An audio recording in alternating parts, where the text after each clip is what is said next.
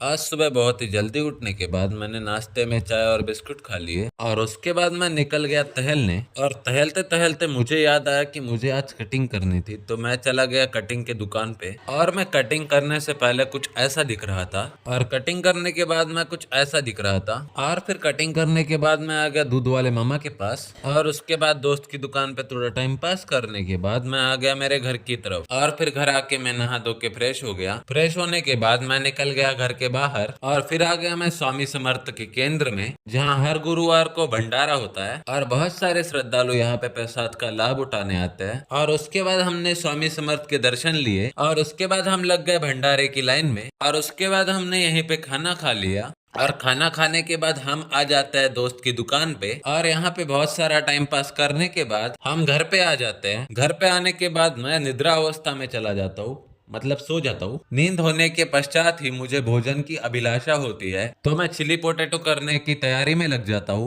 और उसके बाद हमारे चिली पोटैटो बन जाता है, जो कि कुछ इस तरीके से दिख रहे थे, जो कि दिखने में बहुत ही स्वादिष्ट लग रहे थे, इसीलिए मैं जल्दी जल्दी इसे परोस लेता हूँ। इसके बाद मैं इसका आस्वाद लेके देखता हूँ, तो ये बहुत ही स्वादिष्ट लग रहे थे। भोजन करने के बाद हम निकल जाते हैं टहलने, और फिर हम आ जाते हैं गार्डन में, जहाँ पे मेरे कुछ दोस्त गोटियां खेल रहे थे। और उसके बाद बहुत देर वहीं पे टाइम पास करने के बाद हम बाप्पा का चंदा मांगने निकल जाते हैं। और उसके बाद बहुत देर चंदा मांगने के बाद मैं पहुंच जाता हूँ घर पे। उसके बाद मैं बिना खाए ही सो जाता हूँ। Good night.